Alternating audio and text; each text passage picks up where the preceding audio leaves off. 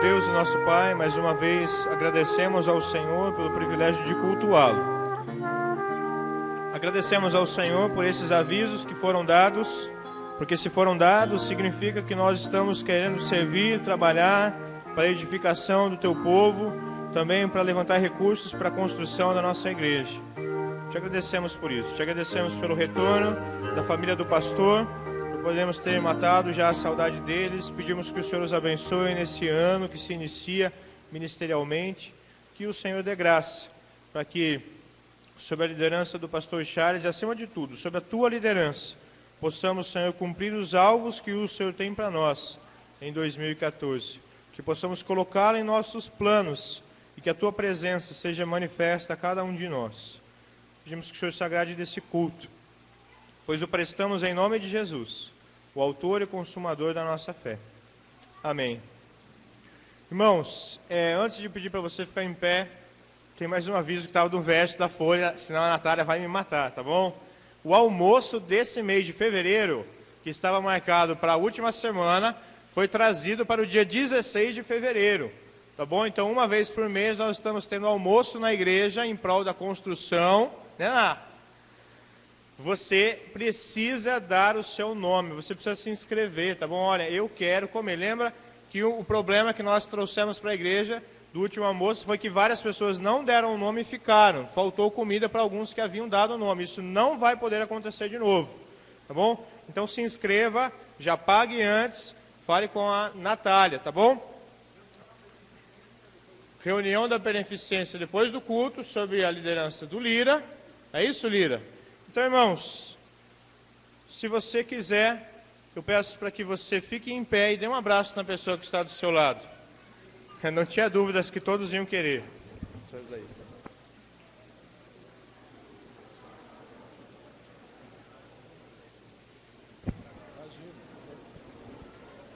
Cumprimente seu irmão, dê um abraço forte a ele, diga o quanto você o ama, traga uma palavra de encorajamento a ele. Vamos? A primeira cantar? Vamos com eles coisando. Eles coisando. Isso.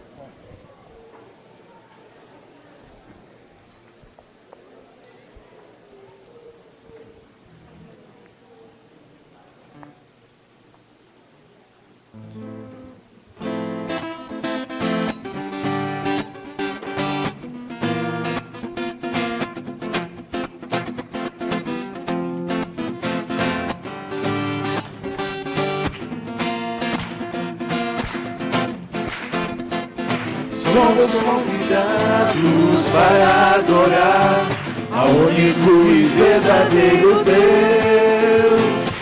Como Pai gracioso veio nos amar, preocupado com os que são seus. Viu nossa miséria, nossa condição, sem uma esperança, sem uma razão. Com a sua graça, com o seu perdão, deu-nos vida nova em Jesus. A igreja pode cantar melhor. Solta a sua voz, vamos louvar o nosso Deus de uma forma bem forte. Vamos lá. Somos convidados para adorar ao único e verdadeiro Deus. Como Pai gracioso veio nos amar, preocupado com os que são seus. Viu nossa miséria, nossa condição, sem uma esperança, sem uma razão. Com a sua graça, com o seu perdão, deu-nos vida nova em Jesus. Ele é o Filho amado, prazer do nosso Pai. Em suas mãos o poder de nos guiar. Juntos levantemos sempre nossas mãos e a uma voz louvemos a Jesus.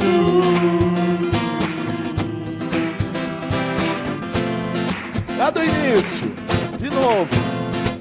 Somos convidados para adorar ao único e verdadeiro Deus.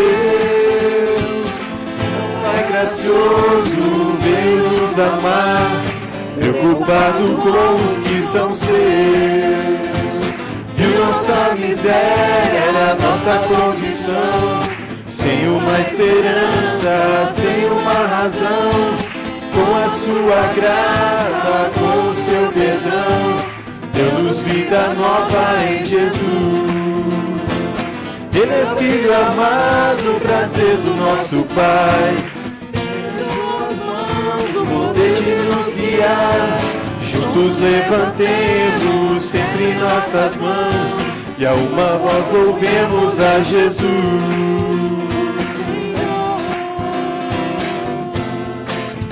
Senhor da glória,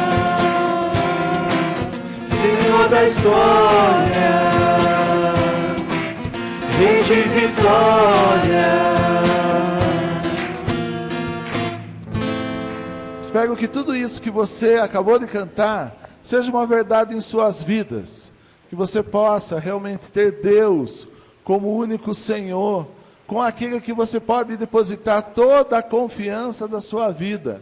Aquele que está em primeiro lugar em todas as coisas. Aquele que você pode descansar nele, porque Ele é o Senhor das suas, Ele é dono de tudo o que é seu, né? Você não precisa se preocupar com nada, porque Ele é o Senhor, Ele é o que conduz a nossa vida, Ele sabe o que vai acontecer amanhã, e por isso você pode descansar nele.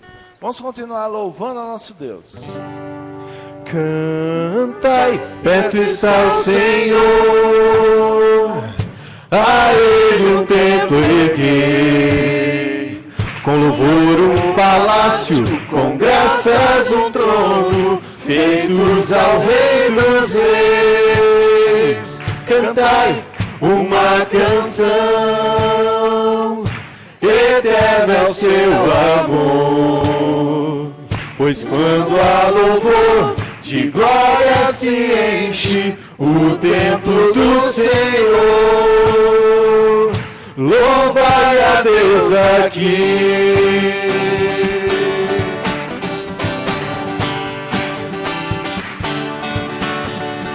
Cantai, perto está o Senhor, a Ele um templo erguei, com louvor um palácio, com graças um trono, feitos ao Rei dos Reis. Cantai uma canção, eterno é seu amor, pois quando há louvor, de glória se enche o templo do Senhor. Louvai a Deus aqui.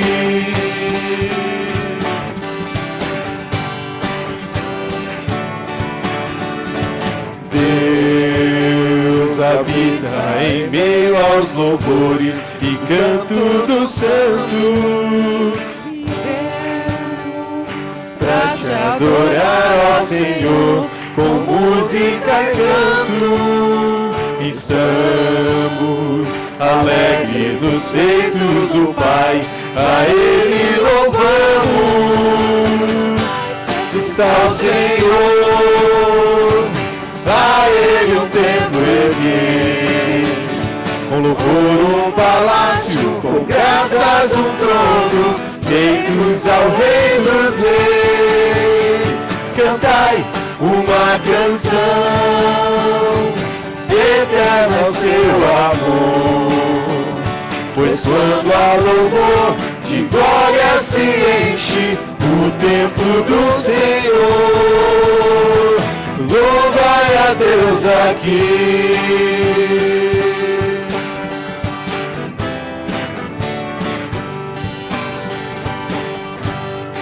Tá bom. A igreja pode sentar um pouco, a gente vai cantar um hino, né? Como todo domingo a gente canta. Mas antes eu gostaria de reconhecer alguém que nos visita pela primeira vez. Acho que não temos, pelo menos não estou vendo ninguém. Tem? A sua amiga aí, essa jovem bonita, como que é o nome dela? Kátia, seja bem-vinda, viu, Kátia? A gente apresenta na primeira vez, depois a gente não apresenta mais, tá? Então, você sinta à vontade aqui em nosso meio. Irmãos, a gente vai cantar um hino, oportunidade que os irmãos têm de trazer seus dízimos e ofertas. A gente avisa todo domingo, tá? Que os dízimos, né? A gente devolve a Deus aquilo que Ele nos abençoou. A gente gosta de mencionar que não dá para a gente fazer barganha com Deus. Não dá para a gente dizer, isso não é bíblico, né, que se você... a gente não está aqui para vender bênção, não é isso, tá? Mas sim, o dízimo é uma forma de louvor ao nosso Deus e também, né, uma prova de fé, aonde você devolve aquilo que Deus abençoou. Esse hino, né, riquezas não preciso ter, a gente escolheu que tem a ver com a nossa mensagem, porque é a primeira parte da mensagem de hoje, que vocês vão poder perceber depois. Eu dei uma olhadinha nos autores do hino, interessante a gente perceber que quem traduziu esse hino para o português, né, os dois autores, tanto da música como da música e da letra original, são americanos, né? Lá não foi nem no século passado, foi antes ainda, foi um século antes do passado, tá? Foi lá em 1888 que eles fizeram a música. Mas quem traduziu para o português foi um jovem, né, um homem inglês, que veio morar no Brasil, né, e ele era um próspero empresário. Ele, inglês, foi para Portugal, né, numa empresa. Ele deixou para poder, né, atender o chamado de Deus. Trabalhou em Portugal como evangelista, como missionário. Depois veio para o Brasil. Esse homem, né, ele, eu não sei nem dizer o nome dele aí, porque isso, Stuart, isso aí, tá? Esse cara, gente, ele percorreu o sertão do Brasil todo no lombo de um cavalo, né? Então, dá para a gente poder imaginar de um próspero empresário para vir para o Brasil, trabalhar como missionário, né? E a gente imagina ele percorrendo o Brasil, o sertão do Brasil, né? O sertão do Nordeste, o sertão do Planalto, né? Da região central do Brasil, sertão de Minas, sertão de São Paulo, na época, né? Em cima de um cavalo, né? Por isso que ele fala, riquezas não preciso ter, mas sim celestes bens. A gente gosta de contar essa história para vocês poderem louvar a Deus com mais entusiasmo, com mais ânimo, tá bom? Então vamos ficar de pé, o Gerson vai reger a igreja com esse hino.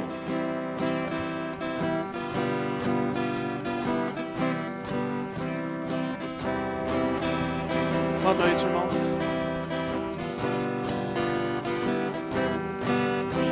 Riquezas não preciso ter, mas sim celeste bem, nem falsa paz ou vão prazer, por quanto salvo tem, eterna paz do Salvador, por desfrutar o seu amor, vivo feliz com Cristo, Ele me satisfaz, com esse amor dos redentor,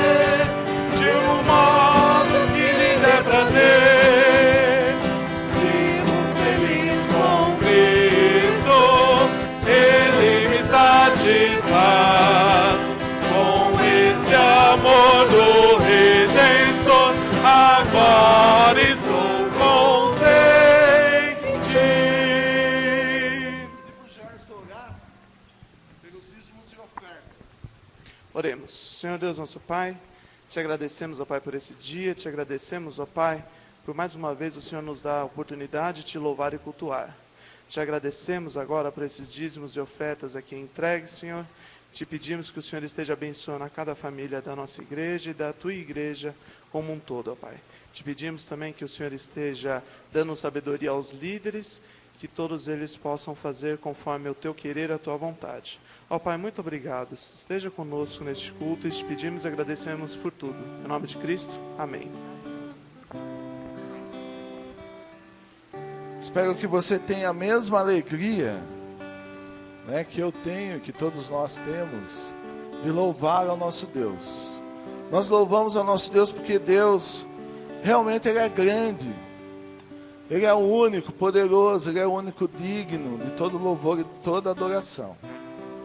O nosso Deus, Ele é um Deus que, por mais que eu queira traduzir em palavras, e que algum autor possa compor a mais bela música, talvez a gente não chegue nem a, 10% daquilo que Deus é de verdade. O nosso Deus é um Deus poderoso, é um Deus que a gente pode depositar toda a confiança da nossa vida nas mãos dele. Por isso, se você entrou aqui hoje com algum sentimento no seu coração, se você está abatido, se você está ansioso, ou alguma coisa que possa ofuscar a sua alegria de louvar a esse Deus, eu peço para que você possa depositar nas mãos desse Deus tudo isso que você está sentindo e possa esperar nele. Deus, Ele vai fazer no tempo certo, e às vezes Ele não faz a coisa do jeito que a gente quer, mas sabe de uma coisa, Ele está fazendo o melhor para você. Vamos louvar com essa música, Tu Não Habitas em Tenda, louvando e glorificando o nosso Deus. Tu não habitas em tendas, nem em templos feitos por mãos.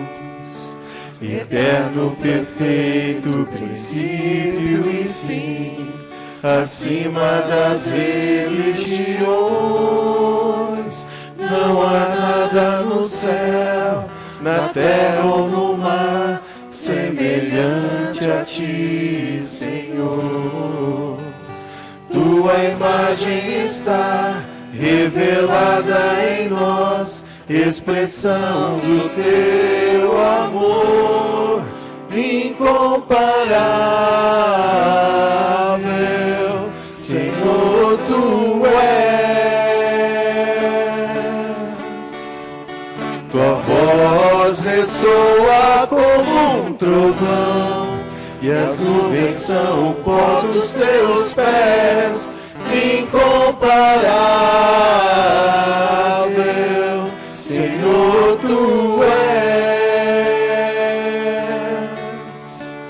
Minha alma está apegada a ti, Senhor, incomparável és. Do início.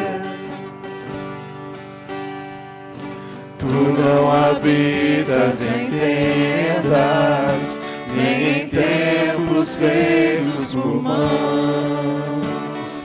Eterno, perfeito, princípio e fim, acima das religiões. Não há nada no céu, na terra ou no mar, semelhante a ti, Senhor. Tua imagem está revelada em nós, expressão do teu amor incomparável. Senhor, tu és. Tua voz ressoa como um trovão, e as nuvens são o pó dos teus pés, incomparável. Senhor, tu és. Minha alma está apegada a ti, Senhor incomparável és. Minha alma está apegada a ti, Senhor incomparável és. Gostaria de chamar o pastor França aqui à frente, que ele vai estar orando. Se você entrou hoje aqui com esse sentimento, né, de você achar que existe alguma causa perdida, né, sem esperança, né, que você possa confiar em Deus, e o pastor vai estar intercedendo pela igreja nesse momento. Se você tem também algum motivo de louvor, também nesse momento, se coloque perante Deus, ore ao Senhor, e o pastor vai estar nos dirigindo nessa oração. Senhor, nós te louvamos neste momento, Pai, por este encontro contigo, Senhor. Quando estamos aqui para te louvar, para te adorar, para reconhecer, ó Deus, o quanto tu és bom para nós, o quanto tu tens feito, ó Deus, na vida de cada um que já entregou a sua vida, os seus propósitos nas tuas mãos. Pai bendito, eu quero te pedir neste momento, Senhor, que tu possas confortar os nossos corações, os corações, ó Deus, daqueles que realmente estão presentes aqui, ó Deus, que possamos sentir, Senhor, que a tua presença é mais importante do que qualquer coisa, ó Deus, na nossa vida. E nesse momento, ó Deus, quando nós nos preparamos para a mensagem da tua palavra, nós já te agradecemos, ó Deus, pelos louvores, pelas orações, por tudo que foi realizado em teu nome até aqui, Senhor. Continua conosco, ó Deus, quebrantando os nossos corações e nos dando cada dia visão ampla, ó Deus, da tua vontade.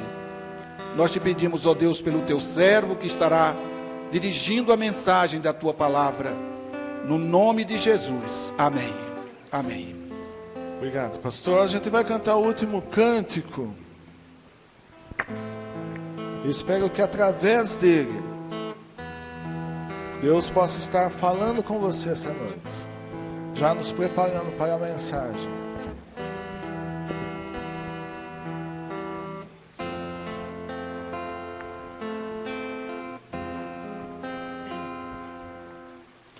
A esperança para o ferido, como árvore cortado, marcado pela dor. Ainda que na terra envelheça a raiz, e no chão abandonado seu tronco morrer.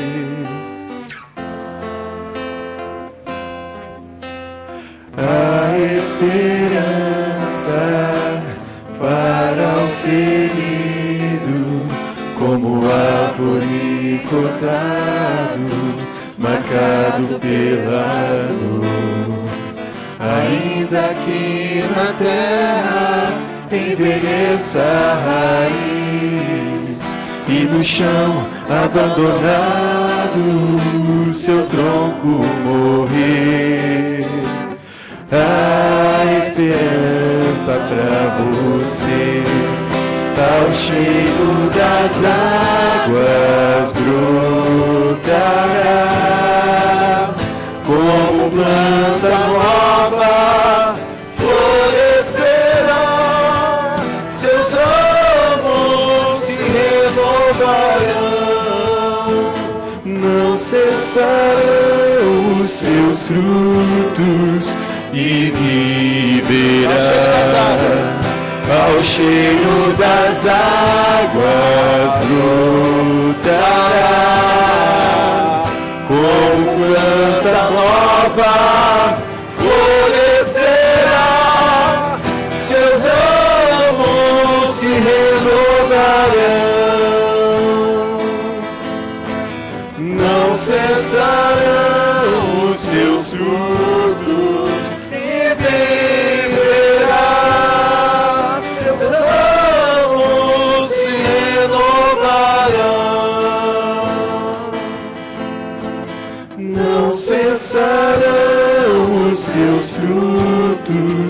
e viverá. A igreja pode sentar.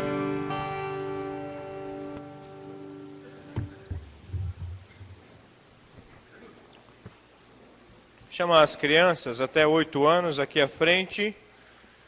Elas terão o seu tempo de culto. Isso, fiquem aqui na frente, crianças. Isso, vocês já aprenderam. Fiquem aqui na frente. Cuidado com os fios. Quase.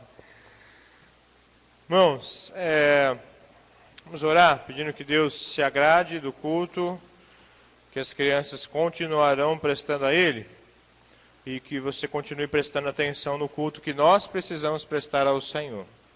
Pai, nós te agradecemos pela vida das nossas crianças, tão lindas, saudáveis, perfeitas, pela Tua graça.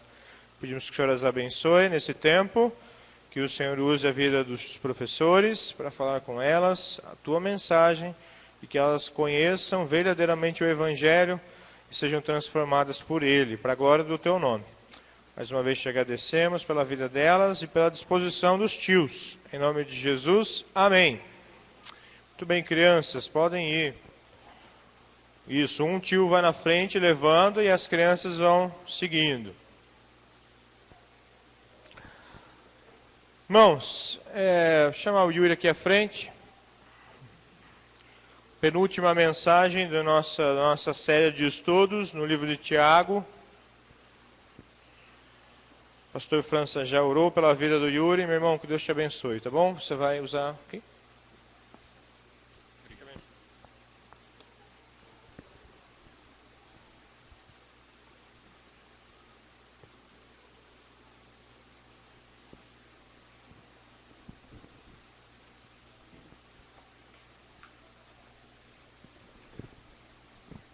Boa noite, irmãos.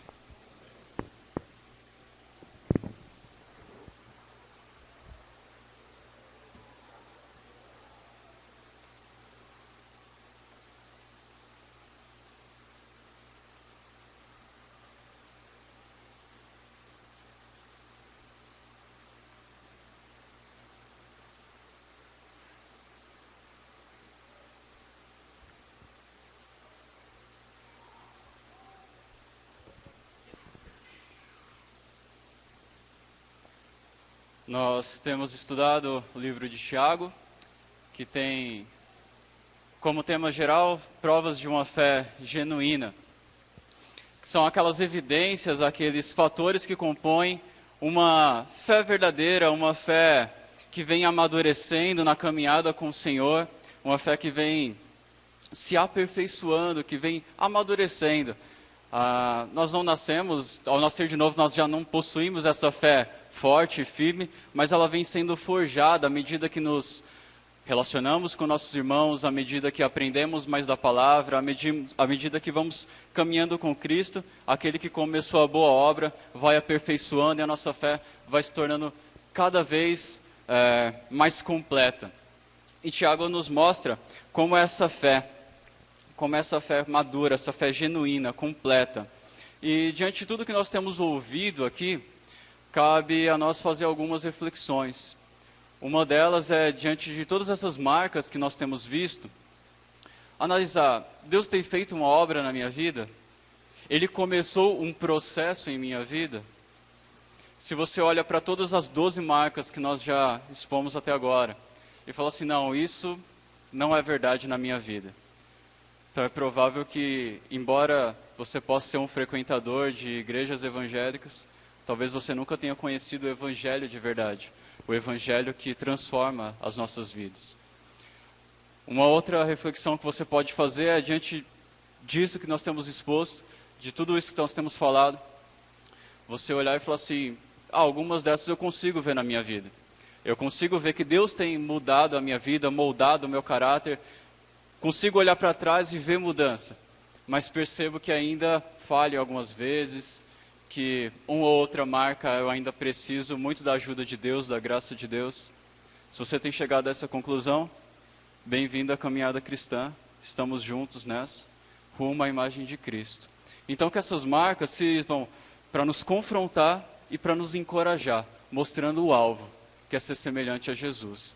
E todas essas marcas são um pedacinho daquilo que Jesus é, daquilo que Ele deseja para as nossas vidas como seus filhos. O livro de Tiago, então, vai mostrar essas marcas e vai mostrar como que uma fé verdadeira, uma fé genuína, uma fé completa, madura, reage a algumas situações. Entre elas, nós vimos a primeira, que responde às provações com alegria. Segunda, resiste à tentação com firmeza. Terceira marca, recebe a palavra e a pratica. Quarta, reflete a sua religião. Quinta, rejeita fazer acepção de pessoas. Sexta, rompe-se em obras. Sétima, refreia a sua língua com disciplina. Oitava, reage com sabedoria que traz a paz. Nona, rejeita valores mundanos. Décima, rende-se humilhada em submissão ao Senhor. 11ª, recusa-se falar mal do irmão.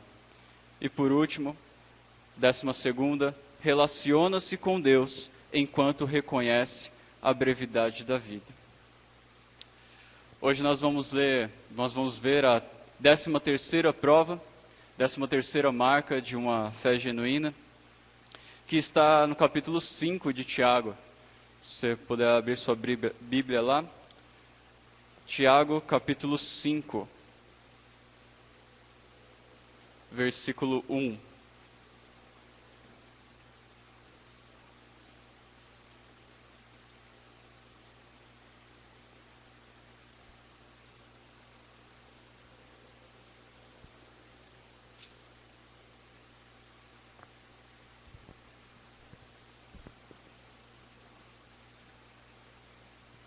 Já para adiantar a marca, 13ª marca, renova sua esperança com paciência e perseverança.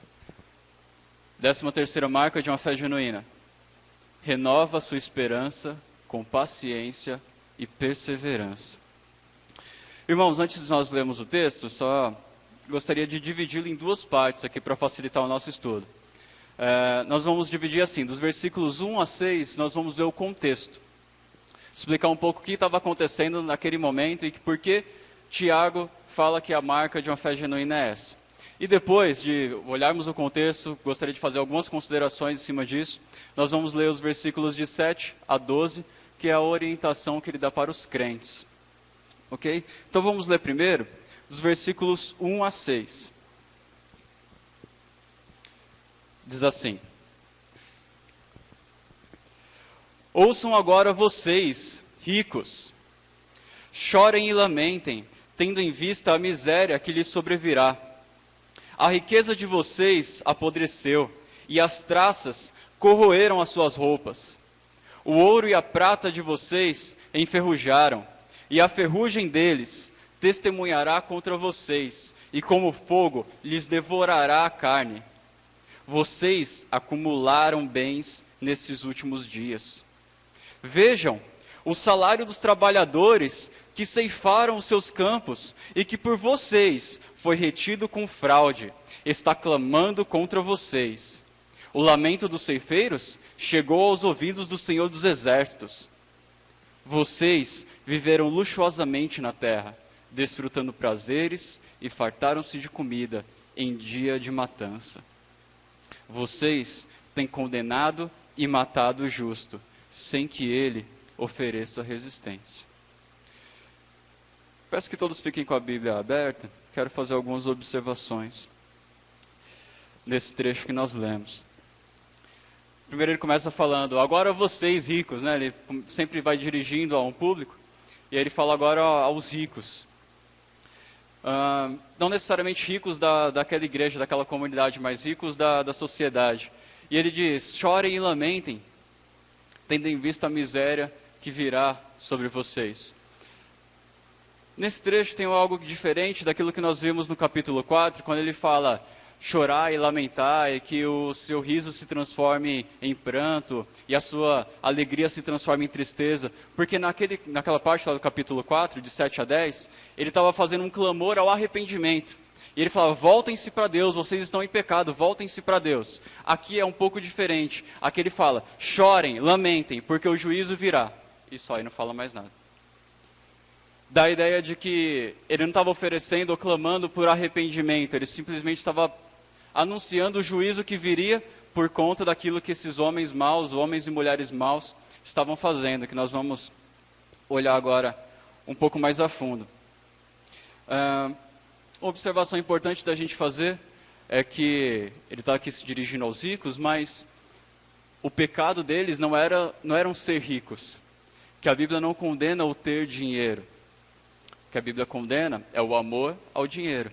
E como a gente vai ver, esse era o problema desses homens e mulheres. Versículo 2 e 3 diz assim, a riqueza de vocês apodreceu, e as traças corroeram suas roupas. O ouro e a prata de vocês enferrujaram, e a ferrugem deles testemunhará contra vocês, e como fogo lhes devorará a carne. Vocês acumularam bens nesses últimos dias. O padrão de riqueza naquele tempo era medido por roupas, por prata e ouro e por comida. E aqui ele está falando assim, olha, vocês ajuntaram muita coisa. Aqueles homens viviam simplesmente para conseguir mais. Eles tinham uma mentalidade assim, de quanto mais eu tenho, mais eu quero. E eram extremamente egoístas, extremamente amantes do dinheiro. Então eles viviam fazendo o que fosse necessário, seja honesto ou não, seja moral ou não, para conseguir mais recursos. E eles estavam juntando, juntando e juntando.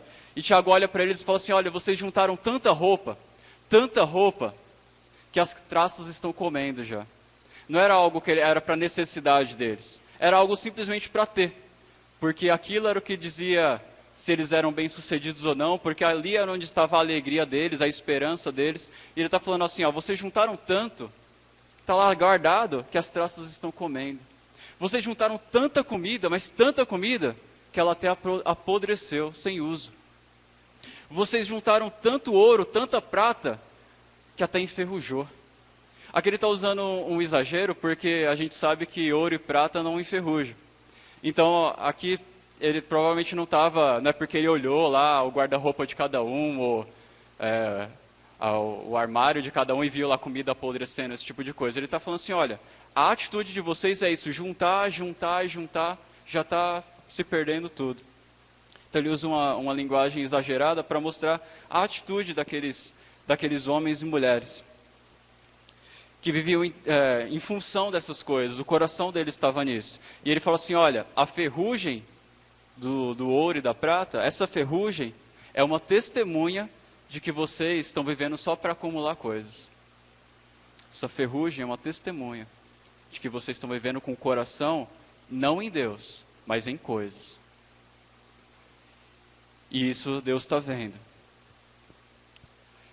Ele fala sobre acumular riquezas nos últimos dias. O que significa isso? Quando a Bíblia fala em últimos dias, basicamente ela está se referindo ao período entre a primeira e a segunda vinda de Cristo. Os dias finais, os últimos dias. E isso deveria motivar aqueles homens, aquelas mulheres, a viver para aquilo que realmente importa, a viver para Deus, a consagrar suas coisas a Deus, a servir ao reino. Mas pelo contrário, nos últimos dias, os tempos acabando, e eles vivendo para acumular coisas.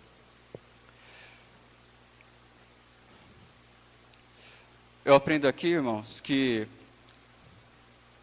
os meus bens materiais não servem para construir um status social ou para definir algo sobre mim, mas eles servem para servir a Deus. Outra coisa que eu aprendo aqui, que é importante nós observarmos, é que aquele acúmulo exagerado que eles tinham de bens materiais, de riquezas, era um sinal de ganância e idolatria. Aquele acúmulo exagerado era um sinal de ganância e amor ao dinheiro, idolatria, e não de bênção de Deus. Bem diferente daquilo que se prega hoje em dia, né? Onde está o nosso coração? Em Deus ou em coisas?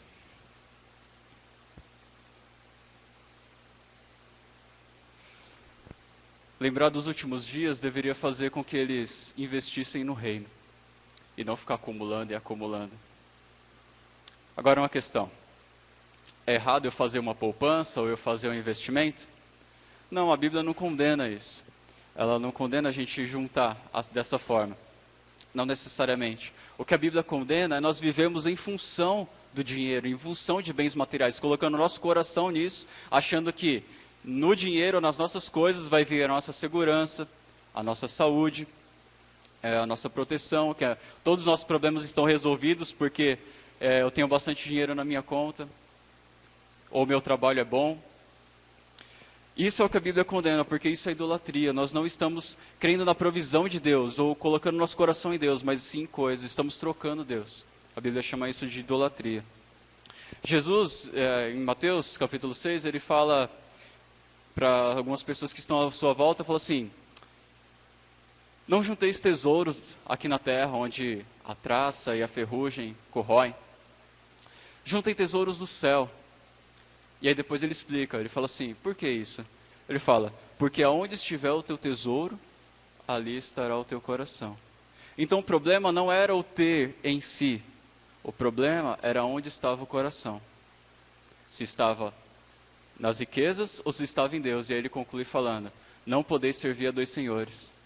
Ou vocês servem a Deus, ou vocês servem ao dinheiro, a mamão.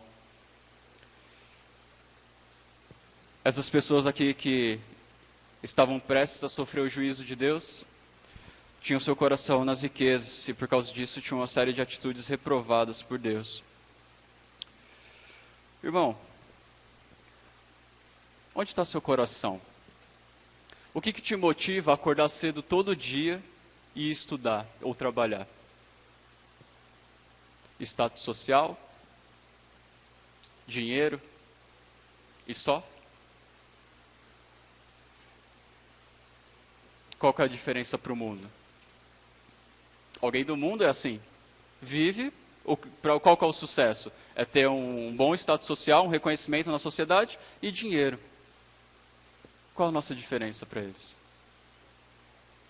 É isso que te motiva a viver, a trabalhar todos os dias, estudar, a buscar algo melhor, maior?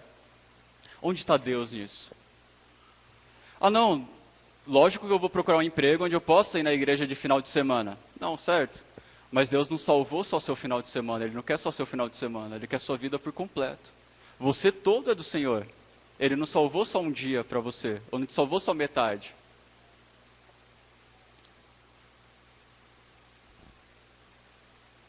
Seu coração está em dinheiro, está em coisas, ou está em servir ao reino de Deus? Até seu trabalho deve ser um ministério. Deve ser um lugar onde você quer fazer Deus conhecido, Deus glorificado. Nossa vida não é assim, de segunda a sexta eu vivo para mim, eu consigo minhas coisas, de final de semana eu vivo para Deus. Isso não existe. Isso é servir a dois senhores. E Jesus disse que a gente não pode fazer isso. Deus nos salvou para que vivêssemos totalmente para Ele. Nós devemos lembrar, assim como foi falado aqui durante a ministração do louvor, que tudo que nós temos é do Senhor. Nós somos simplesmente administradores dele. Somos mordomos dele. O meu celular, o meu carro, a minha casa, as minhas roupas, tudo isso é de Deus. O meu dinheiro, seja ele muito ou pouco, isso pertence ao Senhor. Eu simplesmente administro. Eu sou simplesmente um mordomo. Essa ideia de que tudo é meu, apenas 10% é do Senhor, isso não é bíblico. Tudo é do Senhor. Eu gosto daquele texto onde fala assim, tudo vem de ti, Senhor, e das tuas próprias mãos tu damos. Tudo vem de ti, Senhor, e das tuas próprias mãos tu damos. Tudo é de Deus. Nós simplesmente administramos. É por isso que tudo que nós fazemos com os nossos recursos é importante. Tudo isso Deus está de olho, na forma como nós temos gastado os nossos recursos. É por isso que até fazer compras no mercado ou no shopping é algo espiritual. Não é algo à parte da vida cristã. E por isso nós temos que ter cuidado. Aí Tiago continua falando no versículo 4, ele continua fazendo acusações a esses homens e mulheres ricos. Ele diz assim, vejam, O salário dos trabalhadores que ceifaram os seus campos e que por vocês foi retido com fraude, está clamando contra vocês. O lamento dos ceifeiros chegou aos ouvidos do Senhor dos Exércitos. Ele começa a falar num clima de juízo, num clima de acusação. E essa expressão Senhor dos Exércitos é muito forte, porque mostra que Deus virá e intervirá na situação. E mostra aqui que esses homens contrataram o serviço de algumas pessoas e não pagaram.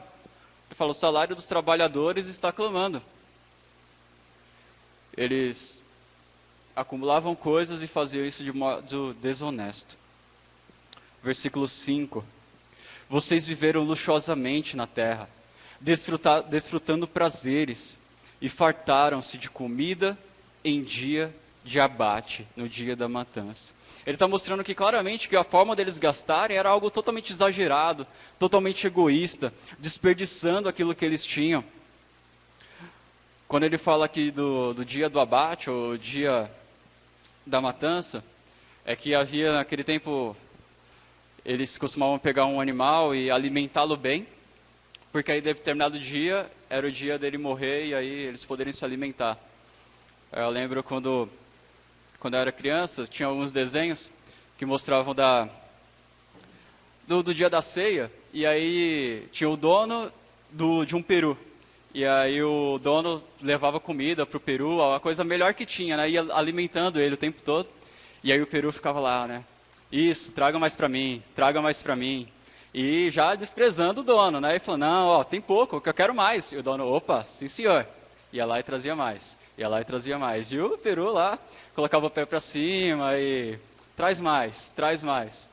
O tempo passou e aí chega o dono com o machado na mão, falando, chegou o dia da ceia. O que ele está falando aqui, que Tiago está falando, é bem parecido. Ele está falando, vocês estão aí, gastando, se enchendo, desperdiçando. Está chegando o dia da matança. O dia que o Senhor dos Exércitos virá e acertará as contas. E aí você não vai ficar tão feliz.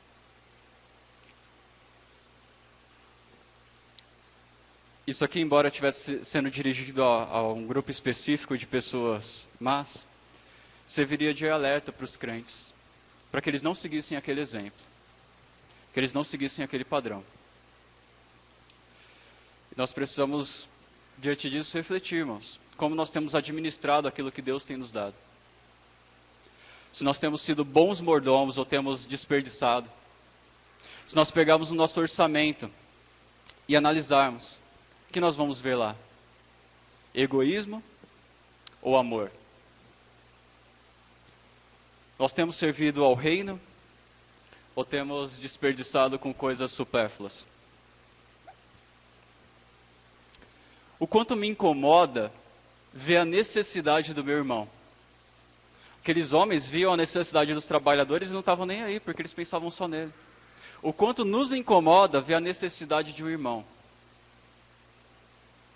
O quanto te incomoda saber que o pastor Pedro precisa de ainda uns 40% do sustento mensal dele, tirando o carro. Que ele só tem por volta de 60% do sustento mensal dele. Quanto você tem investido em missões? Quanto você tem investido na construção? Quanto você tem investido na sua igreja, nos irmãos?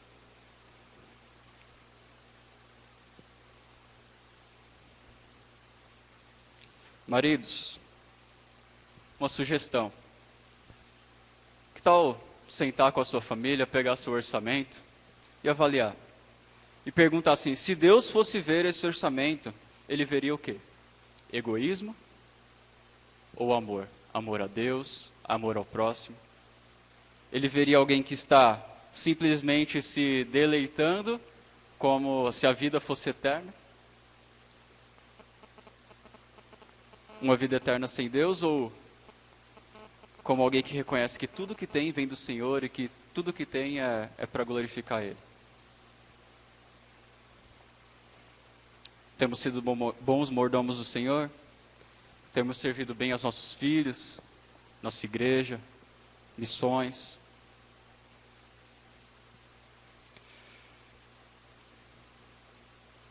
Então Tiago vem e conclui no versículo 6, mais uma dura acusação.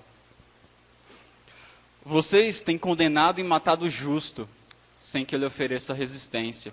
É bem provável que acontecia de aqueles homens maus levarem os justos, os crentes, para o tribunal e usar da influência que eles tinham, usar do poder que eles tinham para condenar os crentes. E alguns, talvez, até mesmo sendo condenados à morte, porque eles falam aqui, vocês têm condenado e matado o justo, sem que ele ofereça resistência. E era por isso e outras coisas mais que eles receberiam o juízo divino. Então, qual que é o contexto aqui? Dos versículos 1 ao 6, Tiago coloca o contexto. O contexto era esse. Ricos egoístas e ladrões, prejudicando os crentes e, por isso, destinados ao juízo divino. Era esse cenário que muitos cristãos estavam vivendo.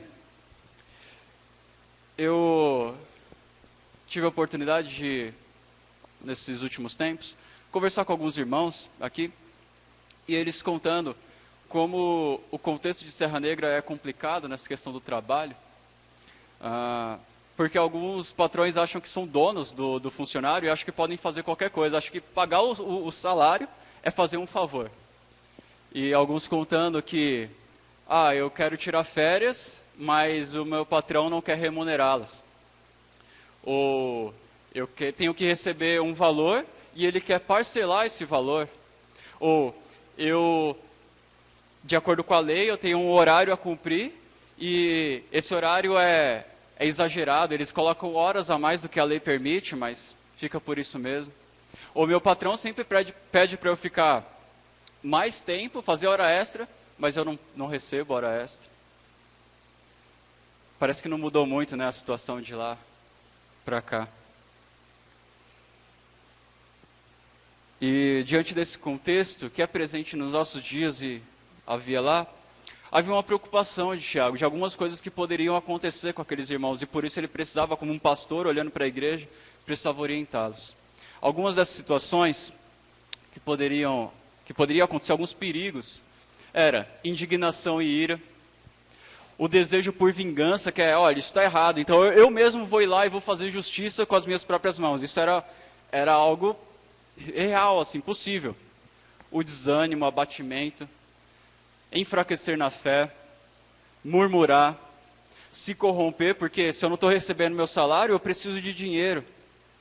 E aí nessas horas vem a tentação, e aquilo que era errado, agora parece não ser tão errado, e aí talvez eu possa, porque sabe, eu estou precisando. Então havia esse perigo dos cristãos abandonarem a retidão e se entregarem à corrupção.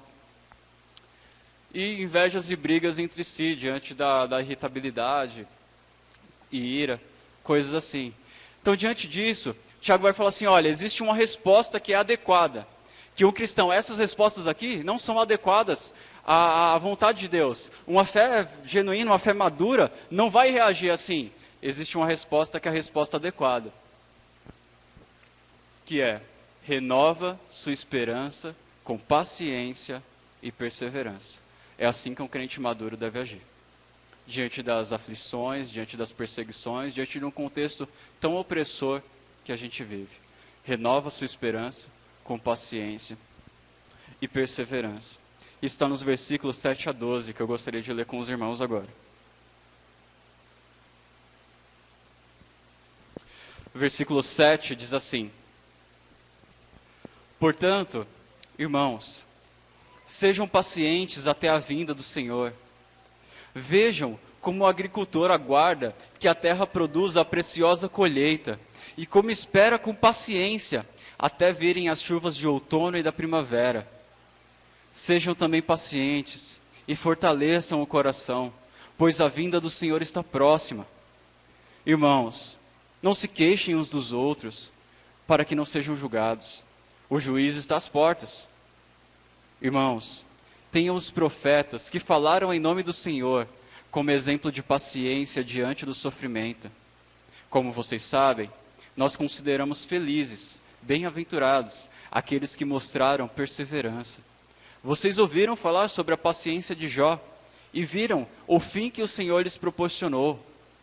O Senhor é cheio de compaixão e misericórdia. Sobretudo, meus irmãos, não jurem nem pelo céu, nem pela terra, nem por qualquer outra coisa. Seja o sim de vocês sim, e o não, não, para que não caiam em condenação.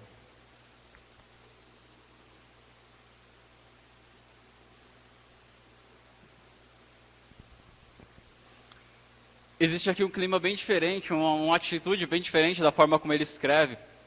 Na primeira ele é duro, né? Nos primeiros 6 versículos ele falando com dureza e falando: o juízo virá sobre vocês, pecadores, chorem e tudo mais.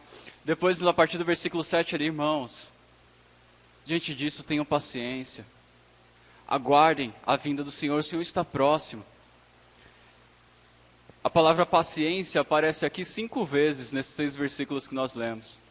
Então nós precisamos dar uma atenção a ela. E ele faz menção da volta de Cristo 3 vezes nos 3 primeiros versículos, do 7 ao 9. Ele está falando sobre renovar a nossa esperança na volta de Cristo. Porque ele virá e fará justiça. Olha o que ele diz aí no versículo 7.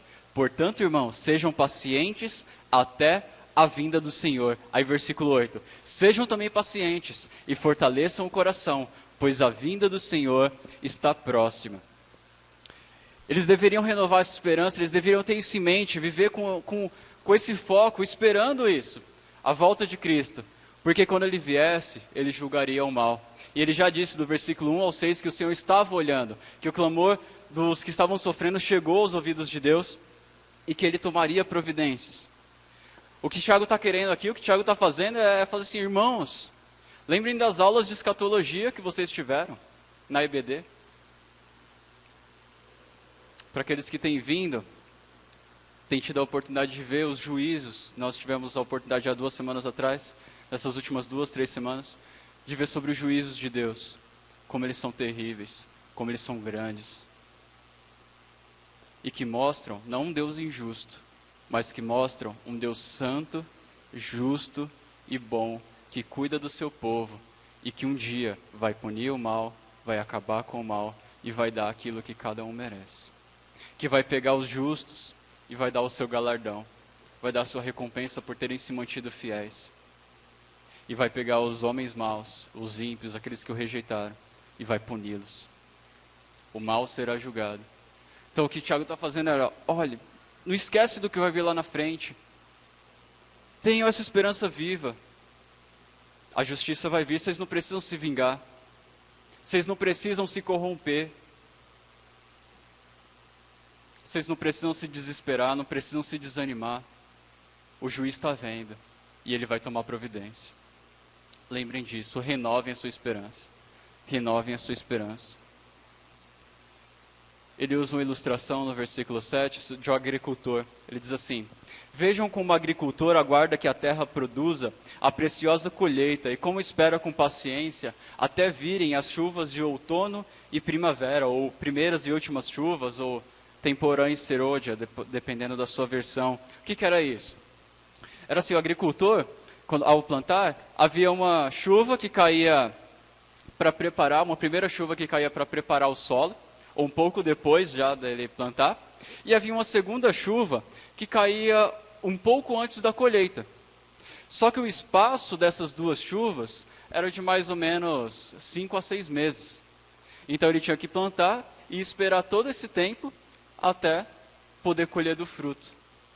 E aí a conclusão da ilustração, ele coloca no versículo 8, então ele fala assim: sejam também, assim como o agricultor é paciente, sejam também pacientes e fortaleçam o coração, pois a vinda do Senhor está próxima. Ser paciente, então, estava ligado a essa ideia do esperar na provisão de Deus, do não se vingar, do não se corromper, do não murmurar, do não desanimar. Assim como o agricultor tem a paciência e na época certa ele recebe do fruto do seu trabalho, assim também os cristãos, tendo paciência, na hora certa veriam o mal sendo julgado e receberiam a recompensa pela sua fidelidade a Deus.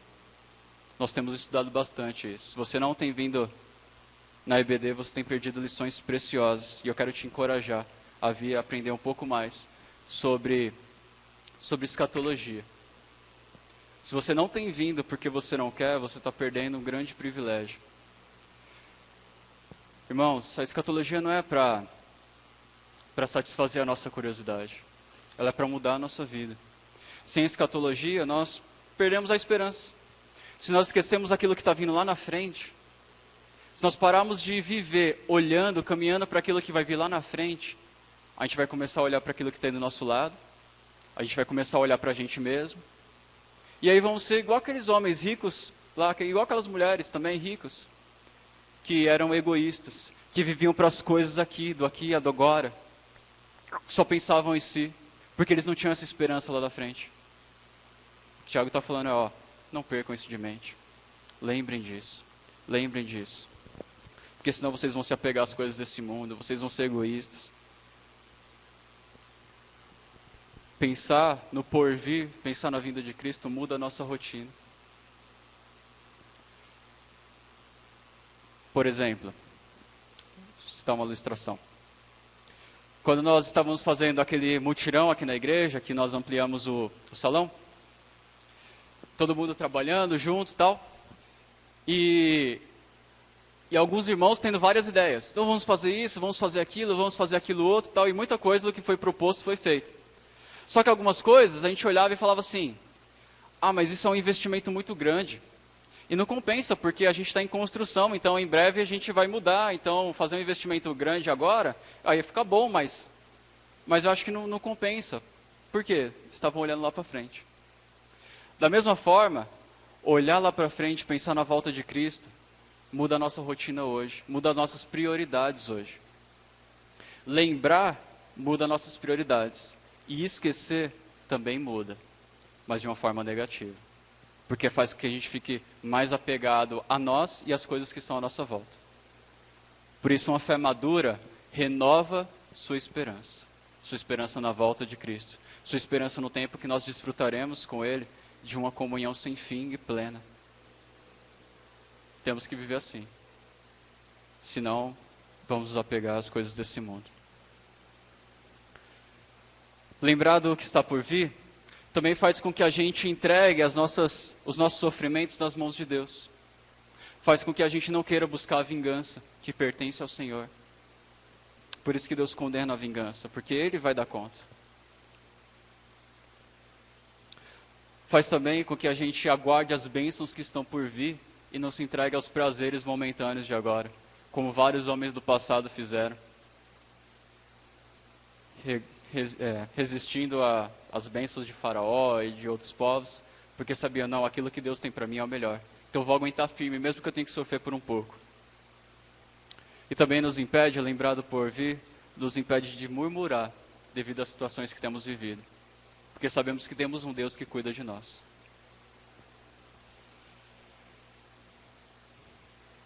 Esperança na volta de Cristo, que trará justiça e bênçãos incontáveis para os crentes.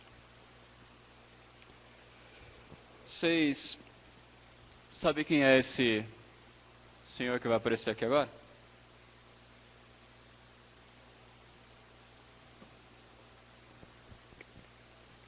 O nome dele é Karl Marx. Ele é um alemão, foi um filósofo, um homem influente na sociedade, fundador do marxismo. E ateu, odiava qualquer tipo de religião. E ele tornou famosa uma frase que não foi dele, mas já vinha de muitos outros homens, que falavam assim, a religião é o ópio do povo. Ópio era uma droga alucinógena. Então qualquer pessoa que usasse dessa droga viajava e saía da realidade, vivia em outro mundo. E alguns homens compararam a religião a isso, a essa droga. Falaram, a religião é uma droga alucinógena, uma droga que te tira da realidade. Por quê? Porque alguns estavam vendo o povo ser oprimido pelo sistema e os cristãos, por exemplo, o que eles faziam? Eles não faziam iguais outros, que falavam assim, vamos quebrar tudo, vamos buscar revolução, vamos sair matando então todo mundo, se eles estão nos oprimindo, então vamos quebrar com eles também. Eles não faziam isso. Os cristãos falavam, não, Deus está vendo, Deus vai julgar, está nas mãos de Deus, não vamos murmurar, não vamos fazer justiça com as nossas mãos, vamos nos manter firmes nos caminhos do Senhor. E aí alguns homens olhavam para isso, ateus, olhavam para isso e falavam assim, não, isso é ruim para a sociedade. Olha só, a sociedade não progride porque vocês pensam assim, pensam em um Deus que vai vir e vai interferir tudo. Essa ideia está tirando vocês da realidade e está deixando de promover o crescimento social. Então eles olhavam com maus olhos para a religião, especialmente o cristianismo, e disseram isso, a religião é o ópio do povo. Qual que é o problema com essa ideia? É simples. Ele parte do pressuposto que não há um Deus, ou que se há, esse Deus não interfere na nossa vida. E a gente sabe que isso está errado. E por estar errado, como nós sabemos que temos um Deus que cuida de nós, que interfere na nossa vida todos os dias, e que vai continuar interferindo, e que tem um plano, e que domina tudo, e que nada acontece sem a sua permissão, essa esperança que nós temos, não é algo que nos tira da realidade, é algo que nos faz ver a realidade, é algo que nos faz abraçar a realidade, é algo que nos faz ver aquilo que o homem natural não vê. Para esse cara, era um absurdo. Mas para nós, que fomos iluminados pelo Espírito Santo, nós sabemos que isso não está nos fazendo não ver a realidade, não está nos fazendo ver a realidade e viver de um modo coerente a ela.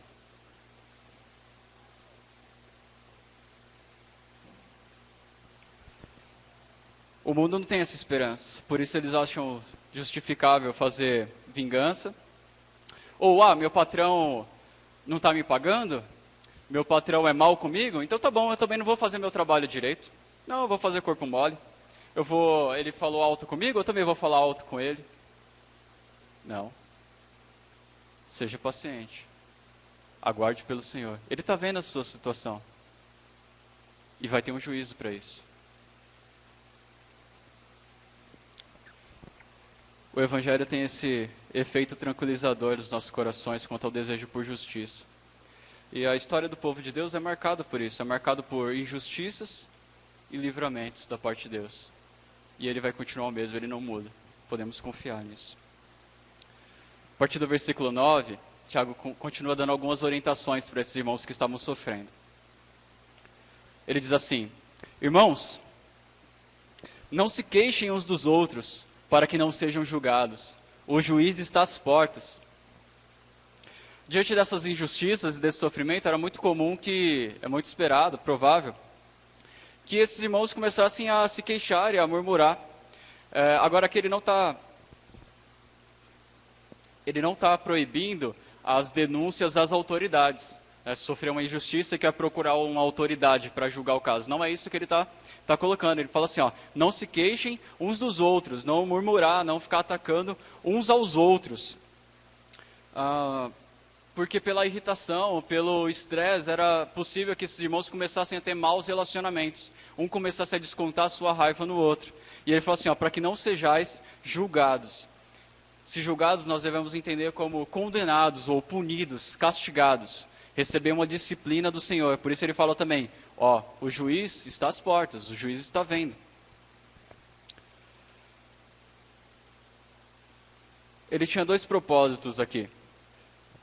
Dar esperança aos cristãos, que estavam aguardando a vinda de Cristo com paciência, e também promover temor naqueles que maltratam o seu próximo, descontando as suas raivas nos outros. Porque assim como os ricos iam ser punidos pelas suas más atitudes, assim também os crentes poderiam ser disciplinados por uma reação errada, uma resposta errada. Uma fé genuína não se porta dessa forma. Irmão, seu trabalho está difícil? Você trabalha muito e ganha pouco? Seu patrão te maltrata? Te desvaloriza? Eu entendo, pode ser verdade isso. Mas a sua esposa não precisa pagar por isso quando você chega em casa. Esposa, está difícil para você? Ok, aguente firme. Seu marido não precisa ser negligenciado quando você chega em casa. A vida é cheia de injustiças, é dura? Concordo. Mas quando você chegar em casa, a sua responsabilidade é amar e cuidar do seu cônjuge. É amar e cuidar dos seus filhos. E não descontar a sua raiva neles. É controlar a sua irritação e cultivar relacionamentos saudáveis com seus irmãos. Como nós sabemos, o fruto do Espírito é domínio próprio. Isso precisa fazer parte da nossa vida. Sabe aquela ideia de, hoje eu não quero falar com ninguém. Qualquer um que vier falar comigo vai levar. Isso não é uma atitude digna de um crente maduro. De um crente que se domina e que espera no Senhor. E ele coloca, o juiz está às portas, cuidado. Ele está olhando para nós. Eu aprendo aqui que uma fé madura sabe lidar com o sofrimento e as contradições dessa vida, se mantendo sóbria e firme nos caminhos de Deus. Essa é uma lição que Tiago nos ensina. Após ele exortar os cristãos a serem pacientes e a crerem com firmeza na volta de Cristo, ele cita 2 exemplos que são importantes para nós, importantes para a igreja. Está aí nos versículos 10 em diante. Ele diz assim, versículo 10. Irmãos, tenha os profetas que falaram em nome do Senhor como exemplo de paciência diante do sofrimento. Os profetas sofreram também, mas não por estar em um pecado, mas sofreram por fazer a vontade de Deus. Nós vimos nos estudos dos meses anteriores, vários homens de fé em Hebreus 11, e como eles se mantiveram firmes diante do sofrimento. Alguns como Abraão, José, Moisés, que suportaram firme, crendo no Senhor. Podemos lembrar de Daniel também, foi levado para o cativeiro. A nação abandonou a fé assim, de um modo generalizado. Ele foi ameaçado de morte, mas ele se manteve firme nos caminhos de Deus. Por quê? Porque ele tinha firme uma esperança. Porque ele sabia que o Deus dele estava olhando para ele. Por isso ele não murmurou, ele não negou a fé, ele não se corrompeu. Todos esses homens esperaram e esperaram com paciência no Senhor. E ele ouviu o seu clamor. E é isso que Tiago está querendo nos trazer à memória. Falou assim, olhem para trás, olhem para a história. O que vocês veem? Um povo oprimido? Um povo injustiçado? Sim, mas ao mesmo tempo, Deus de tempos em tempos vindo e tomando provisão e cuidando desse povo e livrando esses homens e dando algo para eles muito melhor do que o mundo oferece. Olhem para esses homens que esperaram com paciência e tenham paciência. Deus está cuidando de nós. Versículo 11. Como vocês sabem, nós consideramos felizes aqueles que mostraram perseverança. Vocês ouviram falar sobre a paciência de Jó e viram o fim que o Senhor lhes proporcionou. O Senhor é cheio de compaixão e misericórdia. Ele diz, felizes aqueles que mostraram perseverança. No capítulo 1, versículo 12, das primeiras mensagens que nós vimos, diz, feliz o homem que persevera na provação, porque depois de ser aprovado, receberá a coroa da vida, que Deus prometeu aos que o amam. Ele está falando agora sobre perseverança, sobre não abandonar a fé. E aí ele fornece um exemplo. Além dos profetas, ele forneceu agora um segundo exemplo, que é de Jó. Nas nossas Bíblias está escrito assim, vejam a paciência de Jó. Pelo menos a boa parte das versões está assim. Agora, Jó não foi sempre paciente naquilo que ele viveu. Tem uma hora que ele amaldiçoou o nascimento dele por aquilo que ele está passando. Tem uma hora que ele se irrita com os amigos dele, que ficam falando, e ele fala assim, mas será que não acaba nunca de falar? Quando que vai acabar esse discurso de vocês? Ele fica impaciente, fala duro com os amigos dele.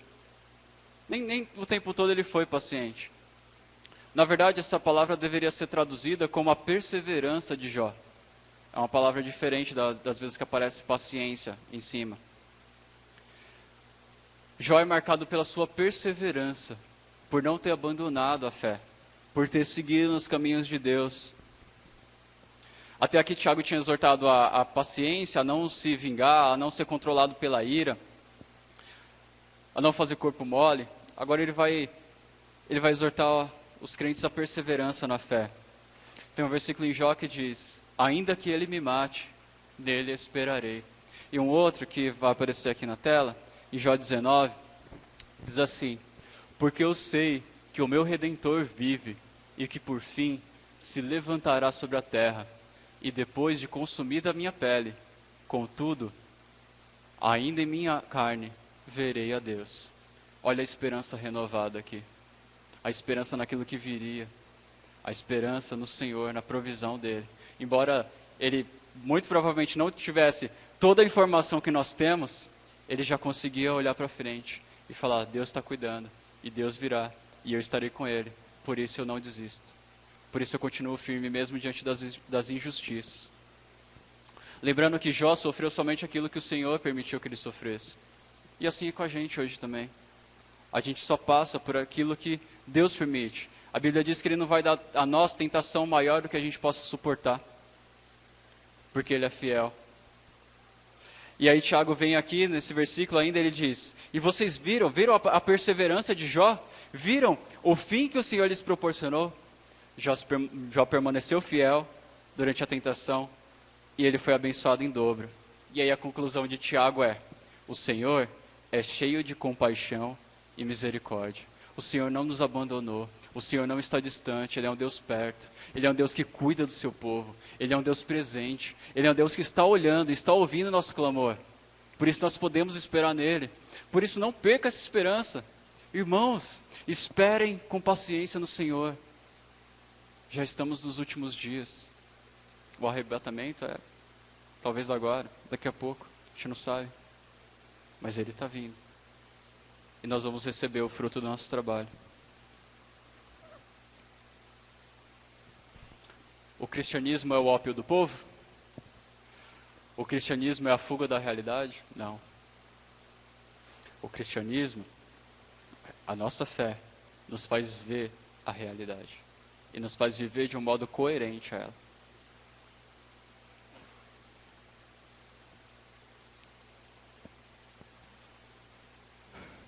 Renovar a nossa esperança com paciência e perseverança. Isso muda a nossa vida. Porque diante da dificuldade, a gente pode começar a se questionar assim: mas será que obedecer a Deus vale a pena mesmo? Eu estou com dificuldade financeira, será que eu não posso dar aquele jeitinho? Será que aquilo é errado mesmo? Corremos esse risco. Não faça isso, irmão. Persevere nos caminhos de Deus. Lembre-se dos profetas. Lembre-se de Jó. Veja o que Deus fez com eles. Que isso sirva de exemplo para nós. E por último, uma última orientação que Tiago dá, depois de ele ter falado sobre a questão da vingança, dos relacionamentos um com o outro, da perseverança, ele faz um último alerta sobre juramentos precipitados. No versículo 12, diz assim: sobretudo, meus irmãos, não jurem nem pelo céu, nem pela terra, nem por qualquer outra coisa. Seja o sim de vocês sim, e o não, não, para que não caiam em condenação, para que não sejam disciplinados pelo Senhor. Ele fala aqui sobre o juramento. Jurar é pecado? Algumas pessoas levaram isso a um tal ponto na história da igreja, que elas não juravam em tribunais, né? Então, quando eram levados lá para serem examinados, a pessoa falava: jura dizer a verdade? E ela: não, porque eu não posso jurar. O que Tiago está falando aqui, o que Jesus ensina, não é nesse tipo de contexto, não é falando sobre esse tipo de juramento, que é lícito. O que acontecia era o seguinte: havia naquele tempo, nos tempos de Tiago, nos tempos de Jesus, um pensamento mundano que era assim: se você simplesmente falar que vai fazer algo, isso não tem muito peso. Se você falar: eu vou lá. Ah, vai mesmo? Vou. Ah, não estou acreditando. Não, eu juro que eu vou. Ah, então agora eu senti firmeza. Não, então beleza. Ou então era assim: não, eu juro que eu vou fazer aquilo para você. Ah, jura mesmo? Juro. Pelo quê? Eu juro pelo meu chinelo velho. Ah, você não vai cumprir. Aí o cara: não vou mesmo. Agora fala assim: não, eu juro pela minha mãe. Opa, ó, você está jurando pela mãe, é sério, hein? Tu vai ter que cumprir. Havia esse tipo de pensamento, tanto que tem uma hora que Jesus fala assim, vocês dizem que se jurar pelo santuário não precisa cumprir, mas se jurar pelo ouro do santuário, aí precisa. E Jesus questiona esse procedimento que os fariseus estavam seguindo. O que Tiago está querendo dizer aqui é o seguinte, olha, que o sim de vocês seja sim. Você não tem que falar, eu juro por Deus, eu juro pela minha mãe morta, eu juro pelo meu cachorro, para dar algum peso, alguma garantia de que você vai cumprir isso. O simples fato de você, como crente, falar, vou fazer, já está determinado. Então, esse recurso do jurar, que era usado aqui, era meio que uma malandragem. Por quê? Você fala assim, eu juro pelo meu chinelo velho, isso na minha cabeça já estou falando assim, ó, eu não vou cumprir, estou desobrigado. Agora se eu falo, eu juro pelos céus, eu juro pela terra, então é porque eu estou pretendendo cumprir. Para de malandragem. O sim é sim, o não é não. É sobre isso que ele está, é isso que ele está atacando. Que seria o mesmo que enganar as pessoas, né? Que mentir, usar de malandragem. Agora a questão é, por que Tiago vem falando aqui de sofrimento, de perseguição, dos ricos oprimindo, e aí ele fala assim, não jureis. Por que ele entra nesse assunto? Aparentemente do nada. É meio difícil a gente dizer com certeza o porquê que ele estava falando sobre isso. Aqueles irmãos da época provavelmente entenderam muito bem, porque eles estavam vivendo a situação. A gente pode imaginar. E eu, olhando para esse contexto todo, imaginei algo que é possível.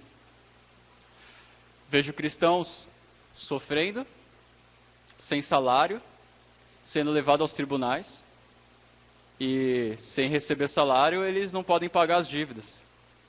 E sem pagar as dívidas eles vão arrumar problema com muita gente. E aí era bem provável que quase todo dia tivesse alguém batendo na porta deles e falando assim, quando você vai me pagar? E aí o cristão já abre a porta de joelho falando, não, eu juro que eu vou te pagar. E aí para alguns ele usava esse recurso, não, eu juro pelo meu cachorro. E pelo outro ele falou, não, eu juro por Deus. Eu juro pelo céu. Usar dessa malandragem mundana para se safar, para ir enganando as pessoas, para ir jogando a dívida mais para frente.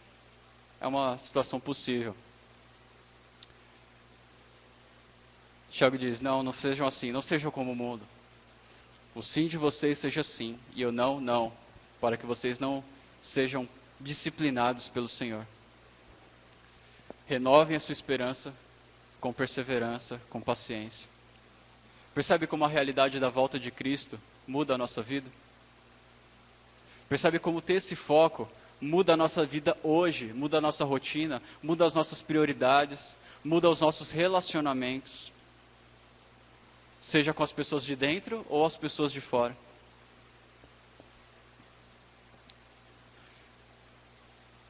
Para concluir, eu fiz uma lista aqui de algumas formas que eu percebo que essa esperança renovada muda a nossa vida. Gostaria de colocar isso para os irmãos. Renovar nossa esperança com paciência e perseverança faz com que nós não coloquemos o nosso coração nos bens materiais, como aqueles ricos que nós lemos do versículo 1 ao 6. Faz com que nós não sigamos o padrão deles. Por isso, patrões, paguem seus funcionários. Não queiram ficar parcelando aquilo que vocês já combinaram que não seria parcelado, ou ficar atrasando, ou enganando. Você contratou um serviço, pague. Não viva para acumular riquezas. Não viva não viva com o coração nisso, porque isso é idolatria. Lembre que até o seu trabalho é para Deus. Até o seu trabalho é para a glória de Deus. Ele é seu ministério também. Faça Deus conhecido lá. Faça o Evangelho conhecido lá. Use o que você pode para manifestar a Cristo. Para que as pessoas olhem para você e vejam a diferença. Como luzeiros espalhados pelo mundo. Invista no reino. Invista em missões. Invista na sua igreja. Invista nos seus irmãos. Tem irmãos aqui no nosso meio que passam dificuldades. O que você pode fazer por isso? uma sugestão. Procure alguém que precisa ir para o retiro, mas não tem condições. É uma forma de você investir no reino. Renovar nossa esperança com paciência e perseverança.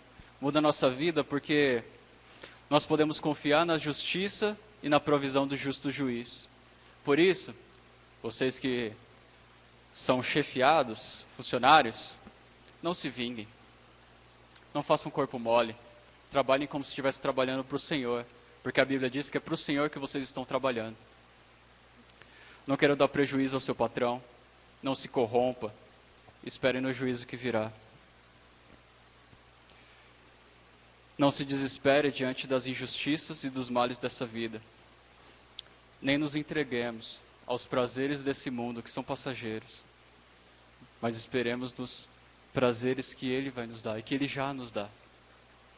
Por isso, renove a sua esperança com paciência e perseverança.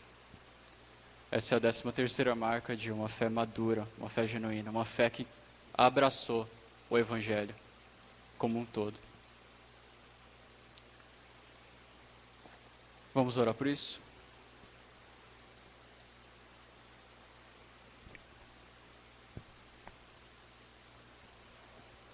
Senhor nosso Deus, obrigado pela Tua palavra que nos ensina.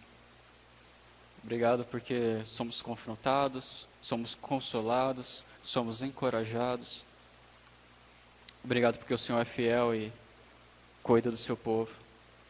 Senhor, o Senhor tem visto o sofrimento de muitos irmãos aqui. Pedimos que o Senhor tome providência. Nos ajuda a mantermos a calma, a sermos pacientes. E nos ajuda também a não nos desviarmos dos teus caminhos, a não abandonarmos a fé, mas a perseverar. E sabemos que o Senhor tem bênçãos incontáveis, agora e no porvir. Senhor, louvado seja o teu nome, para todo sempre. Confiamos em Ti. Em nome de Jesus. Amém.